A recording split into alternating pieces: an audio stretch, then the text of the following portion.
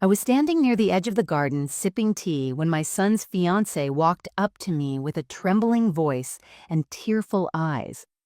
She said she felt ashamed to ask but didn't know who else to turn to. The wedding was just a few months away, and expenses were climbing faster than expected.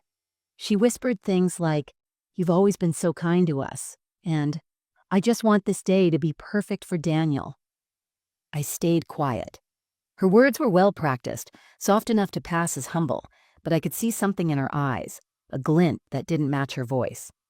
I was 54, not naive. I'd raised my son alone after his father died in a car crash when Daniel was only 6. Back then, I worked 3 jobs just to keep the lights on and food on the table. I cleaned offices at night, helped out at a daycare during the day, and worked weekends at a bakery. Every pair of shoes Daniel wore was paid for with my own hands. I missed meals so he wouldn't, but I never made him feel it. I wanted him to grow up thinking his childhood was normal, even if it was built on my back. Years passed, and by some stroke of fate, the woman I had cleaned for over a decade, a widow with no children, left me her business when she passed. "You're the only one I trust," she said in her will. Her family fought it, of course, but the court honored her wishes. Suddenly, I was no longer the cleaner. I became the owner, quietly. I never changed my lifestyle. I didn't move into a mansion. I didn't drive a flashy car. And I never told Daniel how much I really had. So when Sabrina came to me talking about flower arrangements, chandeliers, imported roses, and personalized wedding favors, I offered to help, but not with everything. She smiled, thanked me, even called me Mom. And for a moment, I believed she meant it. But deep inside, I felt something tighten. There was a hunger in her that had nothing to do with love. The next few weeks, I noticed small things. She'd ask about my finances in roundabout ways. "Have you thought about retirement?" Or, "Do you invest in stocks or just save?" She once mentioned how strange it was that I still lived in the same modest home. I just smiled and gave vague answers. I had nothing to prove to anyone. I had already survived what most people couldn't. I didn't know then that something much darker was already happening behind my back. A week later, I received a call from the bank. Not my regular banker, but someone from the fraud department. The woman on the other end was polite but firm. She asked if I had recently applied for a $200,000 business loan. I nearly dropped my phone. I hadn't touched any loan papers in over 5 years. I asked her to repeat herself, hoping I'd misheard. But she confirmed the application had already been processed and approved. The funds were pending transfer. The loan was under my name, my address, even bore my signature, but I hadn't signed anything. My hands began to tremble. I asked the woman to email me copies of the documents. When I opened them a few minutes later, the air left my lungs. The handwriting mimicked mine so well it could have fooled anyone who didn't know what they were looking at. But I knew. I knew every loop and curve of my real signature, every natural sway of my pen. What was on those papers was a clever copy, not the real thing. I stared at the date on the form, just 2 days after that heart-to-heart with Sabrina in my garden. That was the day she hugged me, called me her second mother, and said she felt so lucky to be joining our family. That same day, she'd taken a piece of paperwork I left sitting on the coffee table, my old lease agreement, and vanished into my study for 10 minutes under the excuse of taking a business call. I hadn't thought much of it then. Now I couldn't stop thinking about it. I wanted to confront her right away. My blood was boiling. My trust had been played with.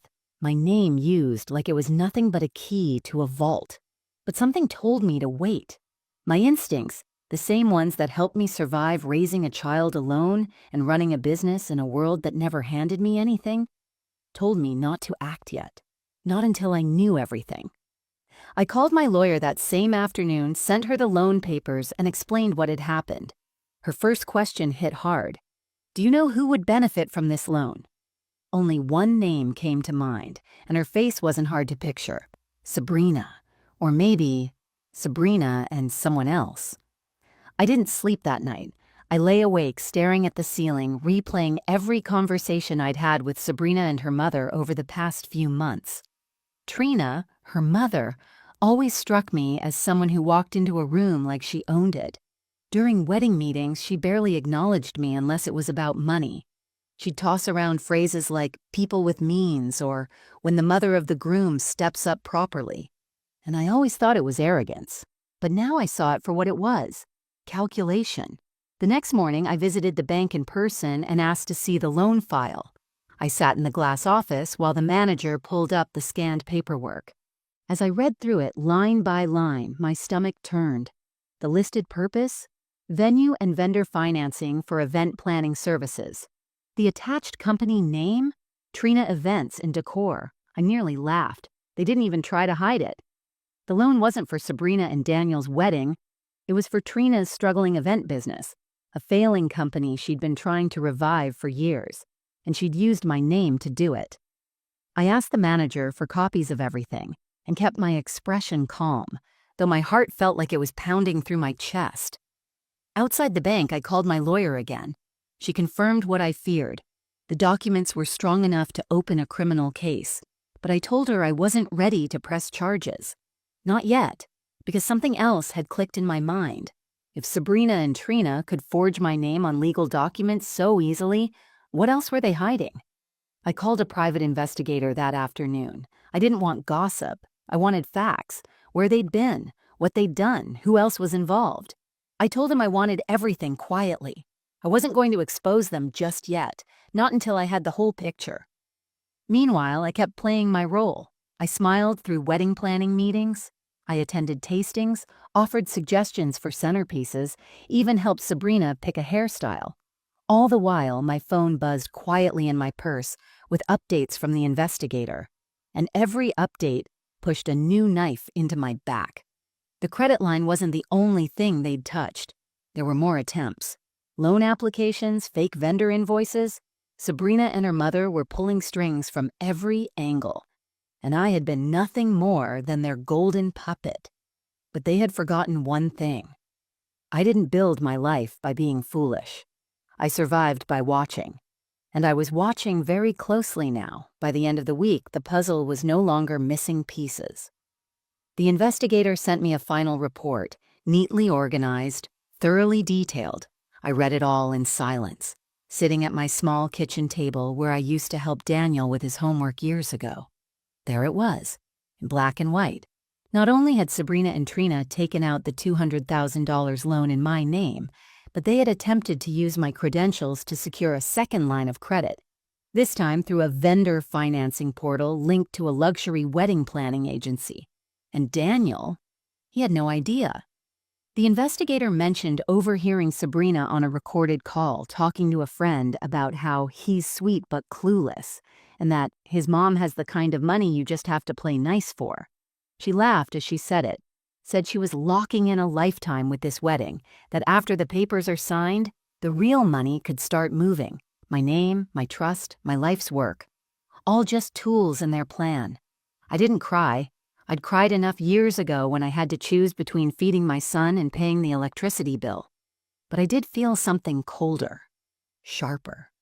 A line had been crossed so cleanly, so confidently, it was like they thought I would never notice.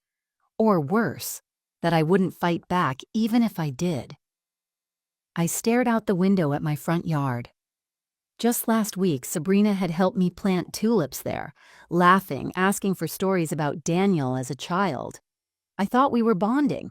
I thought she might actually love him. But love doesn't come with lies and forgery. Still, I said nothing. Daniel called that evening, asking if I was okay. He said I'd been quieter than usual. I told him I was fine, just tired, and I thanked him for checking in. He had no idea what I was holding, because no matter how angry I was at Sabrina and her mother, I still couldn't bring myself to hurt my son, not unless I had to.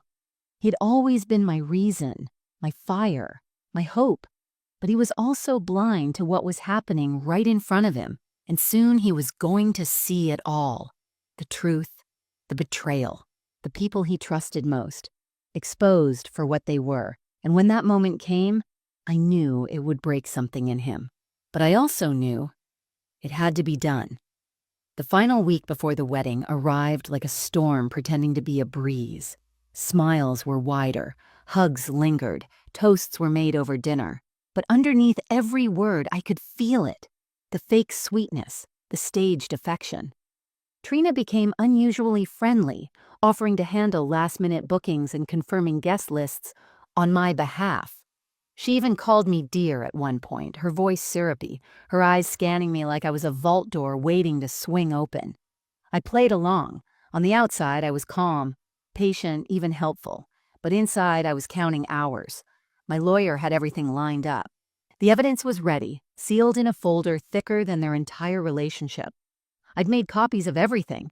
Digital, printed, time-stamped, the loan documents, the forged signature analysis, the investigators' recordings, even Sabrina's bank account statements showing the exact deposit trail.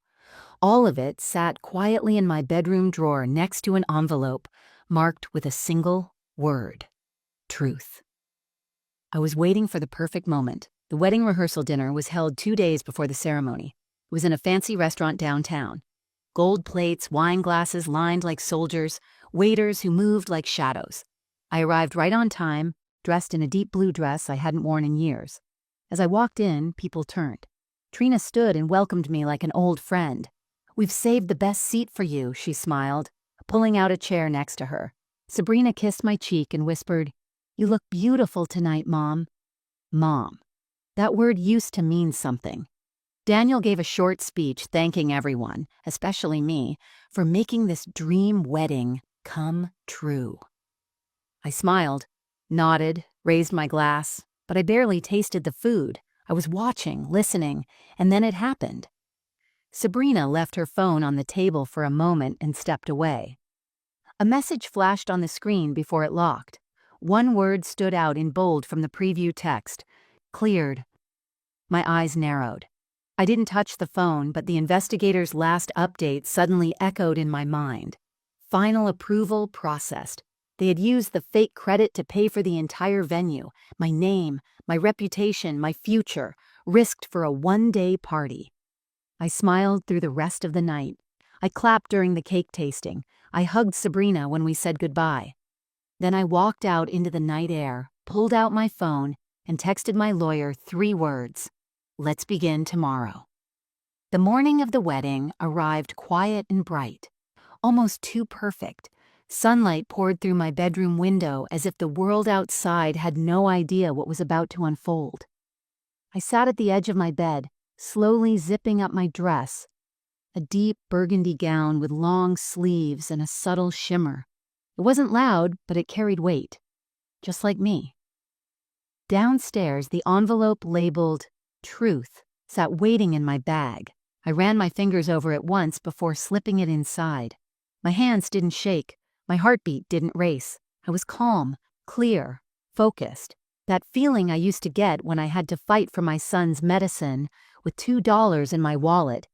It was the same feeling now. A quiet fire. The venue was a grand hall decked in cream and gold, with tall chandeliers and flower arrangements so massive they looked like small trees. Guests moved around in pressed suits and glittering gowns, sipping champagne, laughing politely, and in the center of it all stood Sabrina, dressed in lace and pride. She looked radiant, but I couldn't stop seeing her hands, the ones that signed my name like it was hers. Daniel saw me from across the room and walked over. He looked nervous, excited, slightly overwhelmed. "You made it," he smiled. "Everything's perfect, right?" I looked into his eyes, the same eyes that once begged me not to leave him alone on his first day of school, and I smiled. "It's going to be unforgettable," I said. Then Trina appeared beside him. She greeted me with open arms and kissed the air near my cheek. "So glad you came. Today wouldn't be complete without you," she said, like I hadn't already funded half the wedding with a loan I never approved. As the guests began moving into the main hall for the ceremony, I stayed behind for a moment. I walked slowly toward the coordinator and handed her the envelope. "This is for the couple. Please give it to them after the toasts." She nodded, smiling. She had no idea what was inside. I took my seat in the front row. People chatted around me, unaware. The music began to play. Sabrina walked down the aisle, all eyes on her. She glowed, not with love, but with victory. In her mind, she had already won. But I wasn't there to stop a wedding. I was there to expose a truth, and the moment was almost here. The ceremony went off like a fairy tale.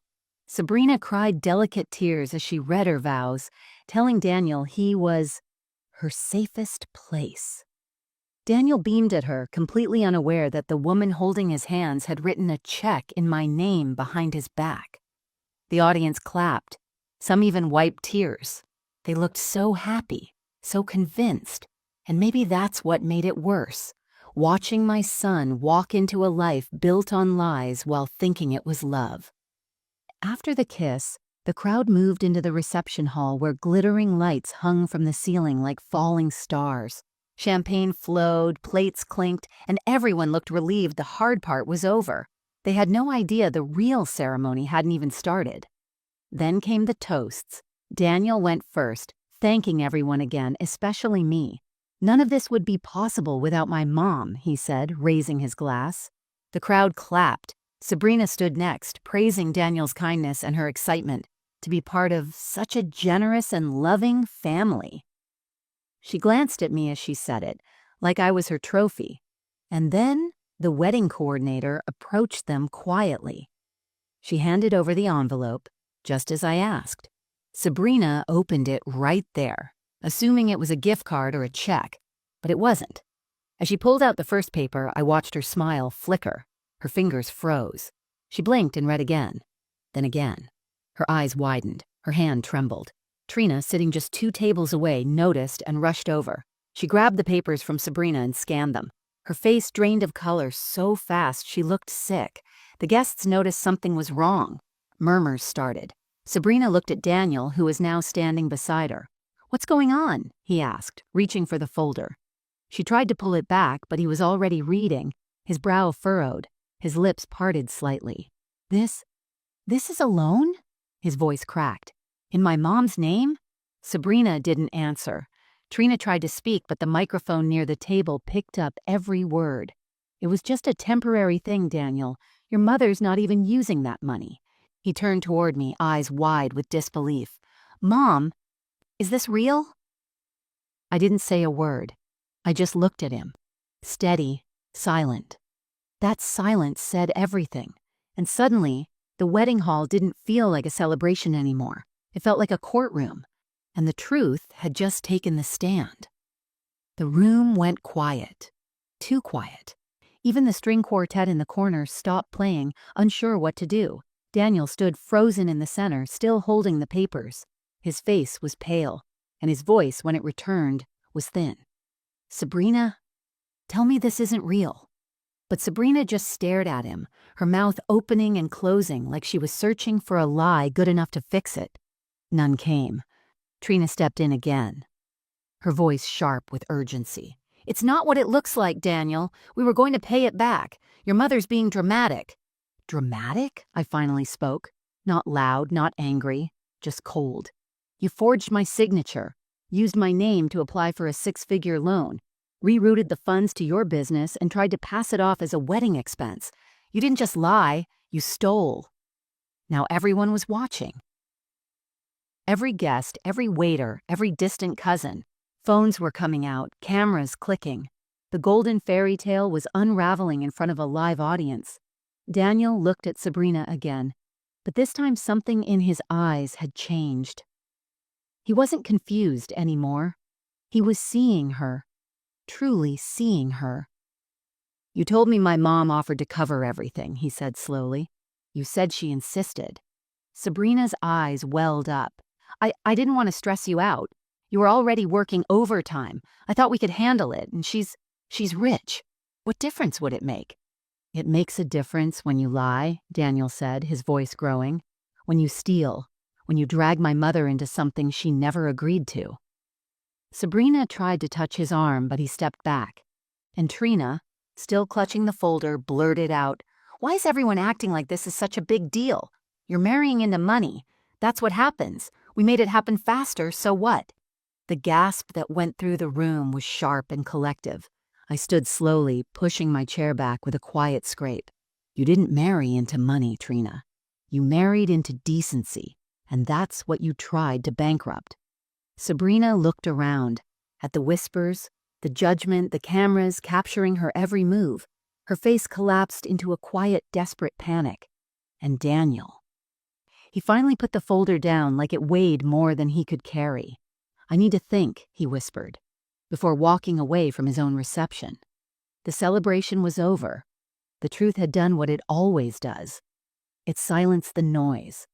The guests began to slowly move, some awkwardly sipping their drinks, others whispering behind napkins, as if that would make the tension disappear.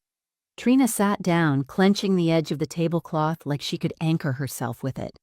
Sabrina stood there alone in her designer wedding gown, stiff and trembling, as if the weight of her lies had finally settled on her shoulders. The photographer quietly slipped out. The band packed their instruments. The servers no longer smiled. I remained seated, still and composed, watching it all fold like paper in the rain. Trina leaned toward me, her voice low and biting. "You planned this. You ruined your own son's wedding." I turned to her, meeting her glare with calm. "No, Trina, you ruined your daughter's future. I just held up a mirror." She opened her mouth, ready to spit more venom. But just then, Daniel returned. His jacket was gone, his hair was tousled, his eyes were bloodshot, but he looked steadier than he had the entire day. He walked straight towards Sabrina. She tried to smile, to soften her face like she always did when she wanted something. "Daniel, I swear—" "Don't," he interrupted. "Don't lie again. You didn't just betray me. You betrayed the only person who's ever truly cared for me." Sabrina's lips quivered. "We can fix this. We can talk."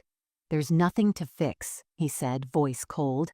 "I can't marry someone who would use my mother like that, who would forge her name like her life didn't matter. This wedding's done." Gasps rippled through the room. A few people stood up, others sat stunned. Sabrina stood there, frozen, mascara smudged, bouquet slipping from her fingers. Her dream wedding had shattered with one sentence. Daniel turned to me. "I don't know how I missed it all. I feel like a fool." "You weren't a fool," I said gently. "You were in love. It just wasn't with the right person." He looked down, then nodded slowly. "I'm so sorry, Mom." I placed a hand on his arm. "Let's just get through today, because I knew this wasn't the end. Not yet. Not for them and not for me." After Daniel walked away, Sabrina just stood there, surrounded by flowers, candles, and a silence so thick it wrapped around her like fog. No one clapped, no one comforted her. Even Trina stayed seated, quietly picking at her nails like she didn't know what to do with her own daughter's disgrace. The image of elegance they'd both worked so hard to build had collapsed, and in its place stood two women stripped of pretense, exposed and scrambling. I didn't linger. I thanked the coordinator, shook hands with a few guests who offered me gentle nods or soft pats on the shoulder, and I left. The air outside was sharp and cool, but it felt cleaner than anything inside that hall. When I reached home, I poured myself a cup of tea and sat in my favorite chair by the window. My phone buzzed non-stop. Messages from distant relatives, neighbors, even a few of Daniel's friends, all expressing their shock and support. Some said I was brave, others said I should have done it sooner, but none of them really knew how heavy it felt to be the one who exposed the truth. Not out of revenge, but out of necessity. That night, I finally allowed myself to feel the weight of it. All those months of watching quietly, gathering proof, waiting for the right moment. It had all built up inside me like a dam. And now that it was over, I felt hollow and full all at once. Relieved, but also raw. The next morning, Daniel came over unannounced. He looked tired, like he hadn't slept. He brought flowers, simple ones, not the expensive kind. The kind I used to grow in our backyard when he was little. "I canceled the honeymoon," he said quietly, "and everything else. I stayed up all night just thinking. I can't believe I was about to marry into that family." I nodded but didn't say much. I knew he needed to talk more than I needed to respond. He sat down and looked around my modest living room. "I used to think you were just being stubborn, living small, keeping things simple. But now I get it. You didn't need the world to see your worth. You already knew it." I looked at him for a moment. "And you?" I asked softly. Do you see yours? He hesitated. I'm trying to. I've got a lot to unlearn. We sat in silence after that. No more words were needed. The healing had begun. Slowly, quietly. Just the way real things always do. 2 days passed, and I thought maybe that was the end of it. The wedding disaster had spread like wildfire among the extended family and community, but I kept myself out of the mess. I didn't speak publicly. I didn't post anything. I just returned to my normal life. Grocery shopping, answering work emails, tending to my small backyard garden. But Trina didn't let it go. That Wednesday, a sleek black car pulled up outside my house. I watched from the window as she stepped out, sunglasses perched on her head like a crown she refused to take off, holding a leather purse so stiff it looked like armor. She marched up to my door and knocked like she owned it. I opened it just wide enough to see her, but not enough to let her in. I think we need to talk, she said, her tone clipped, eyes already scanning the inside of my home. We said everything that needed to be said, I replied flatly. Trina scoffed. You embarrassed us in front of hundreds of people. You ruined Sabrina's name, and you made Daniel look weak. I stared at her. No, you and your daughter did that. I just refused to hide it. She shifted her weight, her mask of control starting to slip. Look, I'm not here to fight. I'm here to fix this. We can talk to the bank, come to an agreement, settle the loan quietly, maybe even withdraw the police report. No harm done. You're not really going to press charges, are you? I folded my arms. You forged my name. You stole money using my identity. That's not a misunderstanding. That's a crime. She leaned in closer, lowering her voice. You think people like us don't know how to fight back? You think your perfect little truth makes you untouchable? I could flip this whole thing on you in one interview. I could tell people you offered to fund us and then got cold feet. You'd be the liar, the unstable one. I stared at her for a long moment, and then slowly I stepped back and reached for the drawer behind the door. I pulled out a small device, clicked a button, and let the audio play. Her voice filled the air, word for word, from the wedding hall. You're marrying into money. That's what happens. We made it happen faster. Trina's face drained. She reached for the device, but I snapped it shut. You can spin stories all you want, I said calmly, but I deal in facts. Then I shut the door in her face. Through the peephole, I watched her walk back to her car, her composure cracking, her shoulders trembling under the weight of everything she thought she could control. She had come to scare me. But she left with something worse, the realization that I wasn't afraid anymore.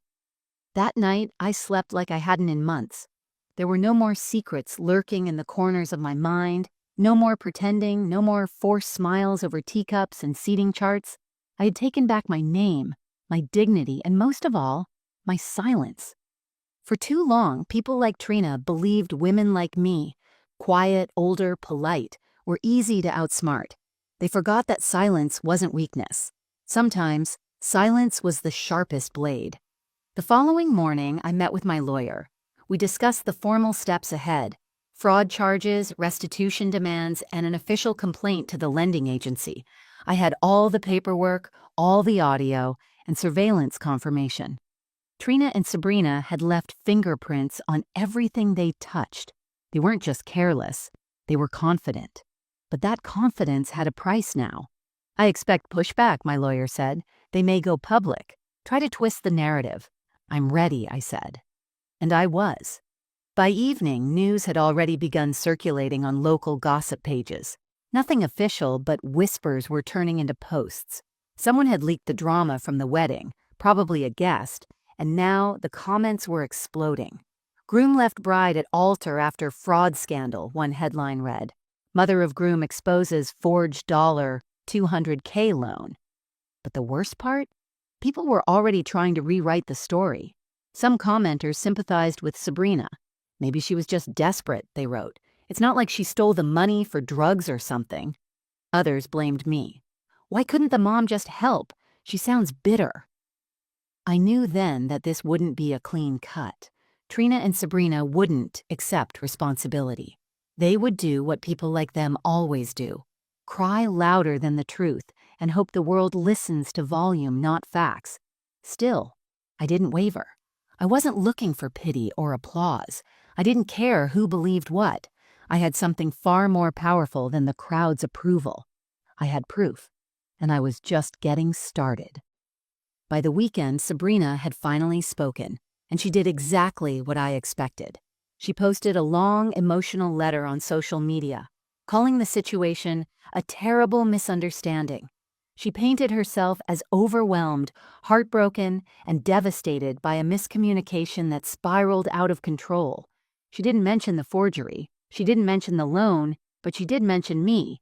Carefully, strategically. She was like a mother to me, she wrote, but somewhere along the way she turned against me. I never meant to hurt anyone. The post gathered sympathy within hours. Hundreds of comments poured in. Stay strong, girl. You don't deserve this. Some people just want to control everything with money. She's probably jealous. Jealous of a girl who signed my name and almost ruined my son's future? I read every word, every spin of the truth, and felt a slow burn build in my chest. Not from anger, but from clarity. She was never going to admit it. Not honestly. She wasn't sorry for what she did. She was sorry for getting caught. I didn't respond. Not online. Instead, I forwarded the post to my lawyer and instructed her to move ahead with filing the criminal charges. Sabrina wanted attention. Now she'd get it. In court. Later that night, Daniel came over again. He looked exhausted. "Did you see what she posted?" he asked. I nodded. I did. He sat down, staring at his hands. "I still don't know how I let it get this far. I should have seen it. There were signs." "You were in love," I said gently. "Love makes excuses, until it can't anymore." He looked up at me, eyes glassy. "People at work are talking. Even my boss asked if everything was okay." "Are you okay?" I asked him. He hesitated. "I'm humiliated." I placed a hand over his. "Son, shame belongs to the people who lie, not the ones who survive the truth." He nodded slowly. "I want to fix it, Mom, not just walk away from it. I want to make this right." I studied his face. So much older than I remembered, but finally real, honest, present. "Then stand with the truth," I said softly, "and let it speak louder than her story." He took a breath and nodded. And that's when I knew. He was finally waking up. The following week was a quiet storm, the kind where nothing loud happens, but everything changes. Daniel kept to himself, barely speaking to anyone outside of work and home. He deactivated his social media, stopped answering mutual friends, and spent most of his free time alone. At first I worried he was slipping into a shame spiral, drowning in guilt over what had happened. But then he surprised me. On a quiet Wednesday afternoon, he asked if we could go for a walk. We strolled through the neighborhood park, the same one I used to bring him to when he was just a boy, back when he chased butterflies and scraped his knees without ever caring how he looked to the world. Now he walked beside me, taller, broader, quieter. But for the first time in years, he wasn't distracted. He wasn't staring at his phone or rushing to the next task. "I started seeing a therapist," he said suddenly, breaking the silence. I stopped walking. "You did?" He nodded. "After everything I realized, I've been living like someone trying to prove I deserved love. From everyone. From her. From you. From people who didn't even matter." I looked at him, unsure what to say. Pride and pain twisted inside me. "I keep thinking back to when Dad died," he said, his voice lower. "How you had nothing. And still, I never saw you break. I didn't know back then how hard it must have been." "It was," I said softly. "But I didn't want you to feel it. I know that now." He stopped walking too. "I've been angry at you for things I never understood, for being too strong, for not giving me everything I asked for. But now I see. I was mad because you didn't let me be weak." I smiled sadly. "It wasn't my job to teach you how to be weak. It was my job to teach you how to survive." He swallowed hard. "I almost married someone who saw me as a tool, and I let her. You weren't the only one she fooled. But I should have protected you," he said, the words coming fast, his voice cracking. "You've protected me my whole life. And when it was my turn to stand up for you, I didn't." I reached for his hand, gripping it gently. "Daniel, you did now. That's what matters. He stared ahead for a long moment, then asked, "What happens next with the charges?" I exhaled slowly. "The paperwork is filed. The court date is being set. They're being formally served this week." He nodded. "I want to testify, if it helps." "You don't have to." "I do," he insisted, "because it's not just about clearing your name. It's about admitting I let it happen, and that I won't again." We walked in silence for a while after that, the wind playing gently through the trees above us. Leaves rustled like soft applause, like the world itself was acknowledging something had shifted, and it had. This wasn't just the aftermath of a failed wedding, it was the rebirth of something deeper, a broken bond being stitched back together, thread by honest thread. For years, I had carried the burden of our family alone.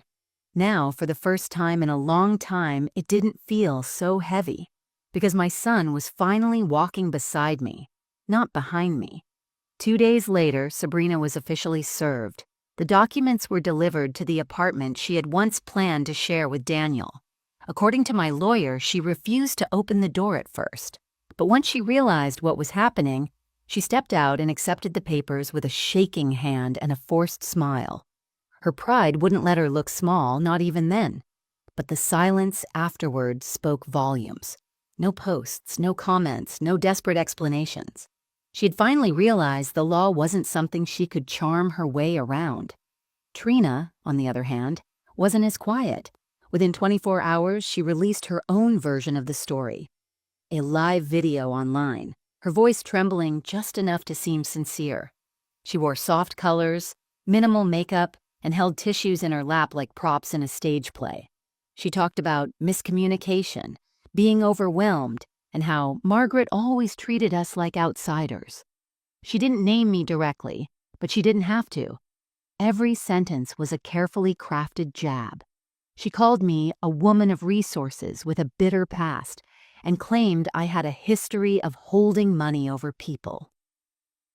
It was almost impressive, how she turned reality inside out and wore it like a dress. She even cried at the end. "We only wanted a beautiful life for our children," she said, voice quivering. "We never imagined things would be twisted like this." I watched it all in silence. I didn't cry. I didn't get angry. I didn't even flinch, because I knew something she didn't. While Trina was spinning stories online, the documents she signed, loan applications, falsified invoices, forged approvals, were already in the hands of the court. Her tears wouldn't hold up against the ink of her own signature. And then something unexpected happened. Other vendors started coming forward. One florist emailed my lawyer with screenshots. A photographer claimed he never received full payment and had been ghosted after the rehearsal dinner. A rental company said their deposit had bounced. Trina and Sabrina hadn't just used my name. They'd stitched their entire wedding scheme together with lies and IOUs. The case was growing bigger by the day, and with each new piece of truth that surfaced, the foundation they'd built cracked deeper. Daniel stayed quiet through all of it, but I saw the way it changed him. He walked differently, spoke differently. He began taking calls from old friends again, cleaning out his place, cooking meals instead of ordering takeout. Small things, but meaningful ones. And then, late one evening, he stood in my kitchen while I folded laundry. "I've decided to sell the condo," he said suddenly. I looked up. "You love that place."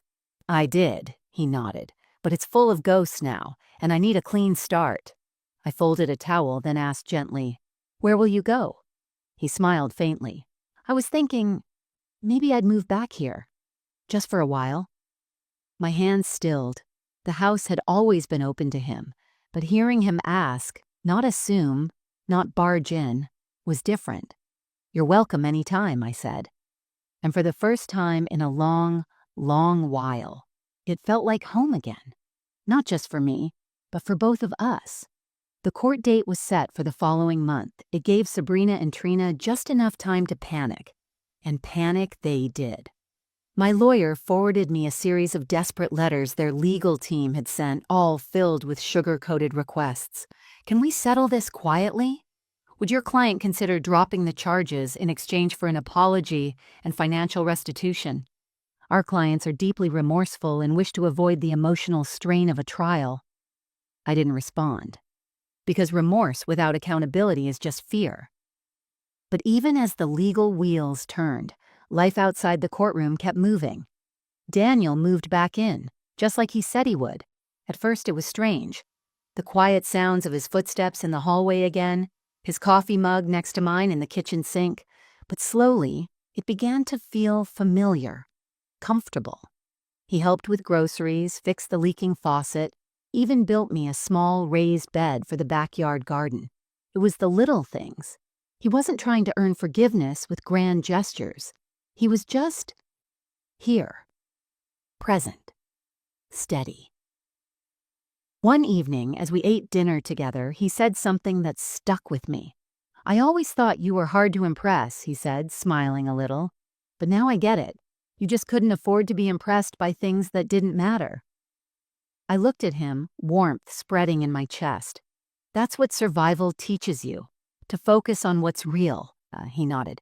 "I was chasing approval from people who saw me as an asset. I let love become a transaction. But you never asked me to be anything except decent. That's all I ever wanted," I said quietly. The peace we had built between us now felt more honest than any version we'd had before. Meanwhile, the online world turned again. Sabrina's silence became suspicious. Trina's video backfired when viewers started fact-checking her statements. Screenshots surfaced. Old client reviews came forward, revealing a pattern of shady business dealings that went beyond my story. By the end of the week, both their names were trending, not as victims, but as manipulators. And then came the real blow. The wedding venue filed their own lawsuit, citing breach of contract and fraud. Trina and Sabrina weren't just facing me in court anymore. They were facing everyone they'd ever tried to cheat. Their perfect world, the one they built on forged paper and borrowed time, was collapsing piece by piece. And all I had to do was nothing. Because this time, the truth was working all by itself. The morning of the court hearing arrived gray and cold, the kind of day where the sky feels heavy, like it's holding back a storm. I stood in front of my mirror, buttoning the collar of my blouse with steady hands. No makeup, no jewelry, just clean lines, calm presence, and truth in my pocket. I didn't dress to impress anyone. I dressed to remind myself that I had already survived worse than this. Daniel insisted on coming with me. He wore a navy blue suit, not new, but pressed and respectable. He walked beside me in silence as we entered the courthouse, past camera crews, reporters, and curious onlookers who had read far too much and understood far too little. Some recognized me. A few whispered, others stared. I didn't flinch. Trina and Sabrina were already inside. They sat at their table with two lawyers and tight, plastered smiles that barely covered the panic beneath. Sabrina looked tired, like the shine had worn off and now all that was left was the fear of consequences. Trina, still clinging to her pride, refused to look at me. She kept her eyes fixed on her folded hands, jaw clenched so hard I could see the muscles moving from across the room. When the judge entered, the room shifted. Phones went away. Voices dropped. The weight of the truth settled like dust. The charges were read clearly: identity theft, financial fraud, and falsifying legal documents. My name, my signature, my life, all used without consent. My lawyer spoke first, presenting everything. Documents, emails, bank records, audio clips, timelines, even the messages from vendors and lenders who'd come forward. It was methodical, precise, unemotional.